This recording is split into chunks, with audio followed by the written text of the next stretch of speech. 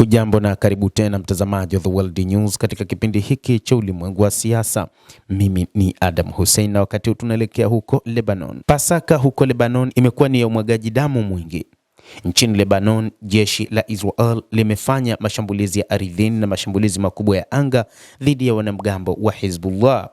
Imekuwa ni Jumapili ya Pasaka yenye umwagaji damu, inaeleza shirika la habari la RT kupitia mwandishi wake Steve Swidney ambaye ameripoti.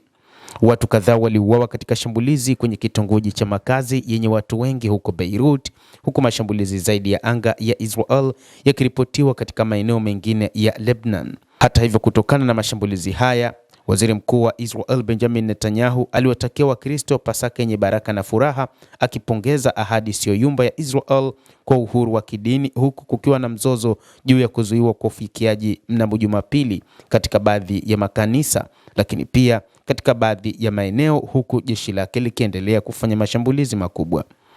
Mashambulizi yamezidi kuwa makubwa katika maeneo mbalimbali katika nchi ya Lebanon, huku wapiganaji wa Hezbollah wakiendeleza mapambano dhidi ya Israel. Hezbollah inadaiwa kwamba imekuwa ikilipa kisasi kutokana na mashambulizi ambayo yamekuwa yakifanywa mara kadhaa na Israel, ambayo imeamua kuingia ardhini na kwa ajili ya mapambano zaidi. Israel inadai imeua baadhi ya viongozi wa Hezbollah, ambapo imeendelea kufanya hivyo na imesema kwamba lazima ihakikishe kundi hilo linaangamia kabisa katika eneo hilo ama katika nchi hiyo ya Lebanon. Moja kati ya changamoto ambazo Israel inakumbana nazo ni pamoja na makundi ya wapiganaji ambayo yamezidi kuongezeka katika eneo la Mashariki ya Kati. Lakini hata hivyo, inadaiwa kwamba sasa ni wakati ambapo Israel itakutana na hali ngumu zaidi, kutokana na kwamba wapiganaji wengine wa Houthi kutoka nchini Yemen nao pia wanaendesha mashambulizi dhidi ya taifa hilo la Kiyahudi kwa kufanya mashambulizi makubwa ndani ya nchi hiyo.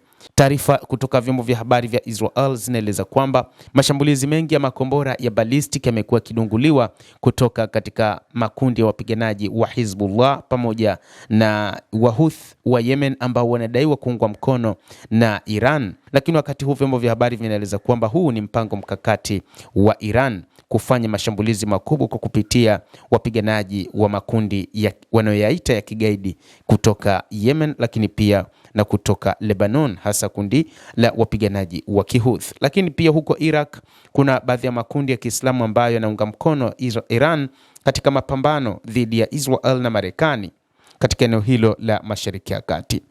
Mtazamaji wa The World News, kuna mambo mengi yanayojiri wakati huu, lakini kupitia The World News utaweza kuyafahamu kwa mapana.